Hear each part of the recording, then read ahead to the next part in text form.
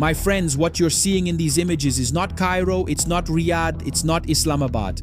What you're seeing is Copenhagen, the capital of Denmark, the heart of one of the most progressive, left-leaning, and welfare-loving nations on the entire planet. Europe has a terminal problem, and Denmark surrendered first, paying the price for its own naivety. But the big geopolitical news today isn't the defeat. The news is the brutal reaction. The European left, the same one that preached globalism and open borders for decades, has just dropped a legislative bomb against Islamic radicalism, which even the right was surprised by. And while Europe is finally seeing the death of its own continent and trying to slam the doors shut, what is the Brazilian government doing? My friends, the Brazilian government is rolling out the red carpet for chaos. Has the Trojan horse already crossed our border? And worse, it didn't arrive on a rubber boat. It came on an official plane. We are going to dissect the fall of the European continent and how this virus was smuggled into national politics. Pay close attention, because this is not a distant war. It's a war for the future of your daughters and your constitution. Subscribe, turn on notifications, and like the video. It takes a lot of work to make.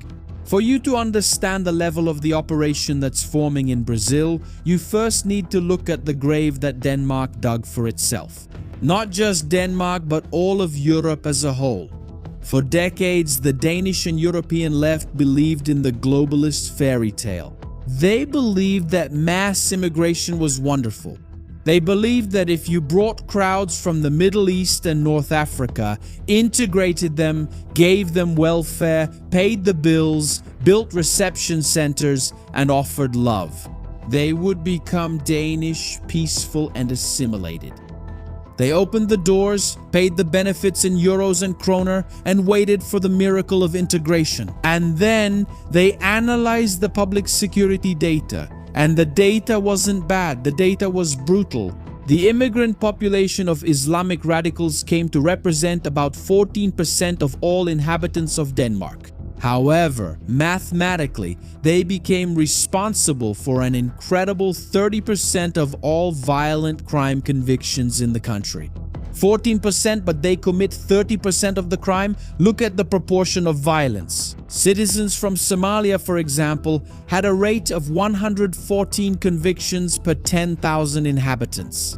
Compare that with the rate for native Danes, only 12 convictions. The difference is criminal, and it blew a hole in taxpayers' pockets. In 2018 alone, non-Western immigrants and their children cost the Danish state an absurd $4.2 billion. $4 billion burned in a single year just to sustain the failure of integration. But the financial numbers were just the beginning. On the streets, the fabric of civilization was rotting. In large neighborhoods of Copenhagen, Aarhus, and Odense, the Danish language stopped being spoken. The rules of conduct no longer followed the laws of the Queen and Parliament. Sharia law began to be imposed by pressure from community gangs. A Danish woman who left home without a veil to go to the bakery was harassed. Young people who questioned the religious laws imposed by the local community were beaten. Schools warned the government. Danish children were hearing from their Muslim classmates that their parents and Western civilization were trash and that they were inferior. These were not neighborhoods with harmless cultural diversity. They were territories operating under a fanatical religious legal code that spat on the Danish constitution and European civilization. They created a state within a state, and that's when the paradigm shifted. After so much violence, so much abuse of children and women, they finally decided to wake up. The ruling left saw the abyss ahead and slammed on the emergency brake in brutal fashion. The Prime Minister, who is actually from the left, looked at reality and said Denmark can have open borders or it can have a welfare state. Having both together is mathematically impossible, and they brought down the hammer. Denmark banned the burqa in public spaces with hefty fines imposed immediately. The European press freaked out. They shouted Islamophobia. The human rights NGOs freaked out. Denmark didn't back down. They doubled down. They created the ghetto laws. They mapped the radicalized neighborhoods and doubled the criminal penalties there. If you steal in downtown Copenhagen, you get 2 years in jail. If you steal in the ghetto, you get 4.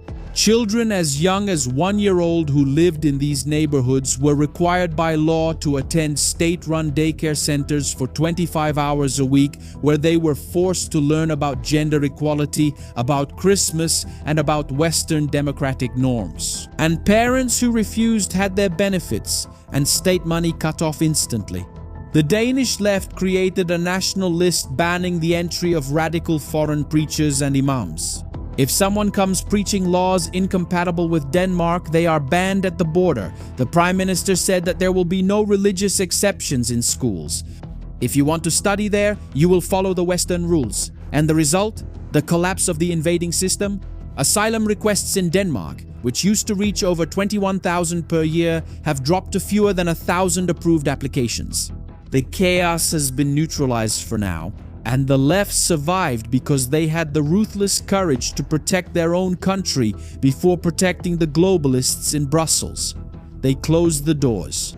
But my friends, that happened there in Denmark, and I tell you, by a miracle out of existential necessity.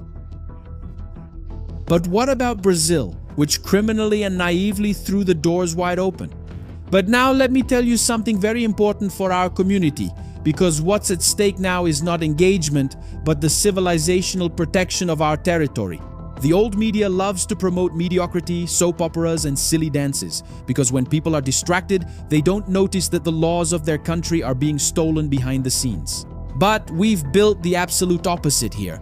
We've formed a community of elite analysts, ordinary people who decided to see the bigger picture of the global war. And it's exactly because of our stubbornness in maintaining such a high standard that we've just been officially nominated for the Ibesti Award in the Political Influencers category. This is the time, my friends, to show the strength and overwhelming weight that our community has.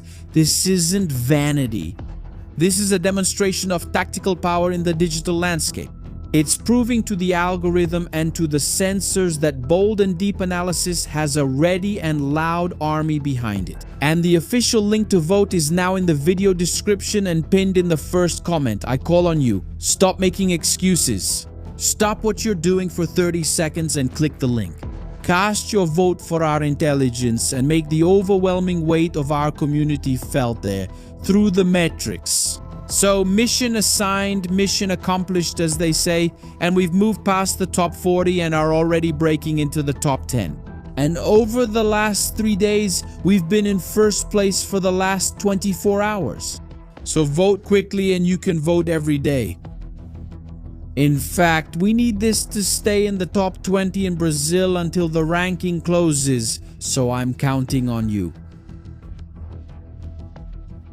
Now, shall we dissect what's happening in Brazil? But why should you, as a Brazilian, be concerned about radical neighborhoods in cold Copenhagen over there in Europe? Because that's exactly how the globalist left destroyed Europe. They imported radicals under the pretext of compassion to use them as electoral pawns and as an attempt at reparation for wars in the Middle East. Brazil, as always stuck in cultural backwardness, decided to imitate the failed European experiment right now. The Lula government sent Brazilian Air Force planes, sent them to fetch and import groups of people from extreme combat zones. We brought people from the wars in Lebanon, Syria, and the Gaza Strip, but pay close attention to this brutal detail that the mainstream media ignores. The citizen who leaves there, the one who survived the local indoctrination, often arrives carrying the radical mentality that has been fostered for decades by groups like Hamas, Hezbollah, and even remnants of ISIS. Leaving these regions controlled by terrorists is not easy, and it costs a lot. These militias filter who gets out and often make them pay the price of radicalism. And these people are arriving here in large numbers. They were brought on the official Aerolula plane. And who do you think is paying the lifelong bill for the aid, assistance, and lodging? You, exactly. We are funding our own destruction. They are planting the same seed of chaos that destroyed Sweden and France. But the importation of this Islamic radicalism is the last gambit of a global left in a total state of desperation. Soviet communism failed. Nobody wanted it. South American socialism broke down and sank in corruption. European social democracy is withering away. And current woke progressivism has imploded. The left no longer has any appeal. And since they know that the Brazilian people in their overwhelming majority are conservative, Christian, Protestant, and have unshakable Judeo-Christian foundations, the left realized they needed new cannon fodder. They brought in radical Islamic extremism to swell the ideological ranks and destroy Western society from within.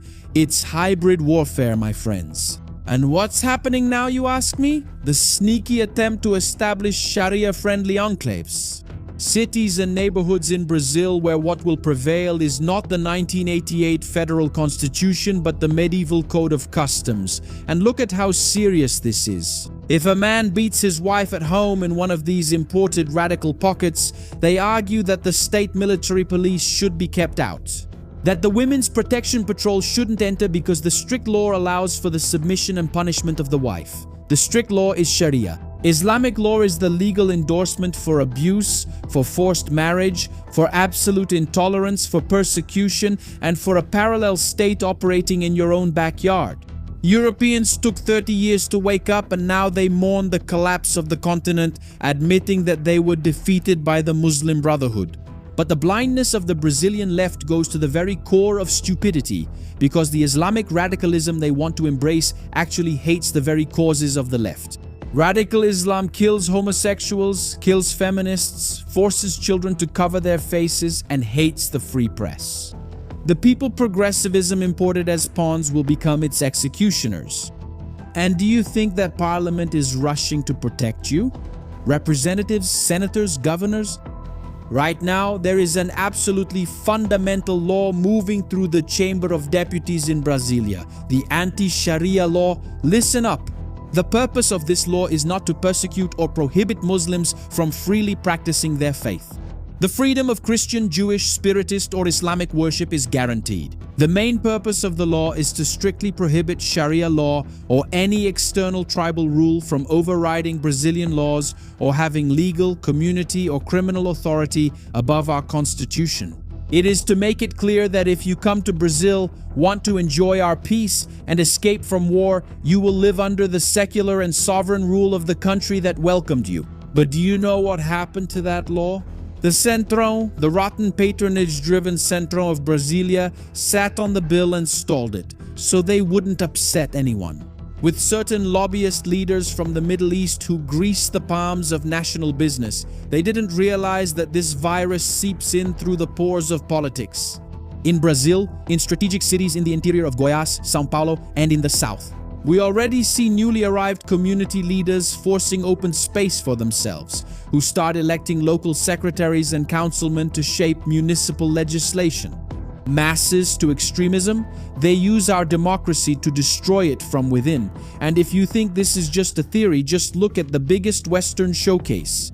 New York, the metropolis of global power, has just welcomed openly radical and communist elected leaders with anti-American Islamic roots who want to see the system collapse from within the capital. They've infiltrated it, and the window of survival is closing fast for Brazil. Denmark hit the brakes because it was on the brink of a demographic cliff. All of Europe is in despair, trying to put out the fire of forced integration that cost them their security and freedom.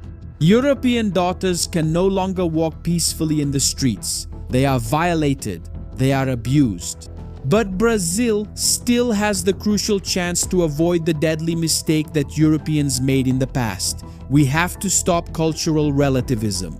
The future of your daughters cannot be traded for a suicidal progressive agenda forged in backroom deals aboard the presidential plane. We need your aggressive action. Send the complaint, tag your congressman, pressure your senator. Demand movement on the bill that shields the Brazilian constitution from tribalism and extremist doctrine from abroad. We need to break the inertia of the centrist bloc before radicalism takes over the city halls and closes off your city's neighborhoods to the military police. And for this analysis to serve as a mark of the digital war, go to the comments now. Show the algorithm, show the platform that you do not accept the subversion of your country's laws. Type our double slogan, write it now, Sharia not here. And in the same vein, affirm the sovereign concept of this analysis. Sovereign Brazil, fill the comments, Sharia not here and sovereign Brazil. Europe fell asleep thinking it was advanced and woke up to chaos in the streets. The extreme tolerance of the West was the blade that almost cut its own throat. The Trojan horse has already been unloaded here, and now you'll have to choose whether to lock your doors at home or slam the lid on the caliphate. The geopolitical beacon is still shining, relentless as ever. Now pay attention. Talking about the project of radicalism infiltrated from prison in Europe leads to massive cancellation in the old media. That's why we created our intelligence bunker, an exclusive platform completely free from censorship where more than 3,000 elite analysts already back the truth and pore over the map of what's really happening. And to become part of this core group, point your phone at the QR code on your screen now or access the secure link in the description and in the first pinned comment. And for those who enjoy movies but don't want to waste time looking for something decent to watch with the family, we've created our own channel with tips on series and movies. Yes, you won't spend another hour on Netflix picking a title only to end up with a big woke mess full of whining. We solve this with weekly tips on what you can just sit down, watch, and enjoy with your family. Link in the description, in the pinned comment, and in the card that appears in your video. Very well. Now subscribe to the channel, turn on the notification bell, and like the video because it takes a lot of work to make. My friends, it's time to shield your mind. I'm Shimon Oliveira, and I'll see you at our next meeting. See you then.